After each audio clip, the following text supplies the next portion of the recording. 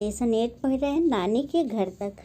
ओमना थी, वो अपने नानी के घर जा रही थी। वहाँ पे केरल में जो नानी को अमुम्मा बोलते हैं, क्योंकि माँ को अम्मा बोलते हैं, और जो माँ की माँ होती है उसको अमुम्मा बोलते हैं।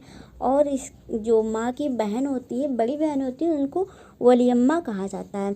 ट्रेन का 2 दिन का सफ़र करके उमना का परिवार था वो वलियम्मा के घर पर पहुंच गया। तो इसके आगे वो लिखती है, वलियम्मा का घर स्टेशन से बहुत दूर नहीं है। स्टेशन से हमने 2 ऑटो रिक्शा किए और वलियम्मा के घर पहुंचे। मुझे इतनी नींद आ रही थी, मैं नहाकर कुछ खाए पिए बिना ही सोई थी।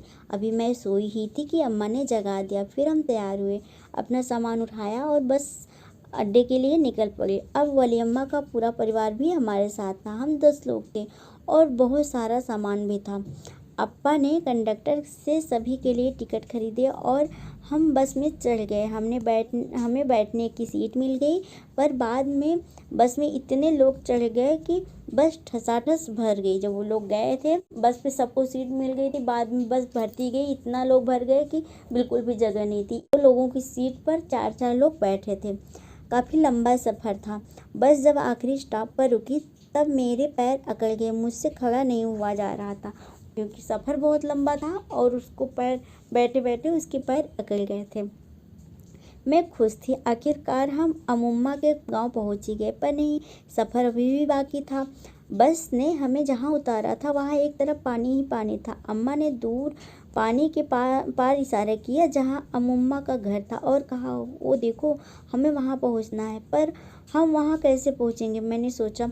अभी मैं सोच ही रही थी पानी के पार कैसे जाएंगे, तभी बड़ी सी नाव किनारे पर रुकी।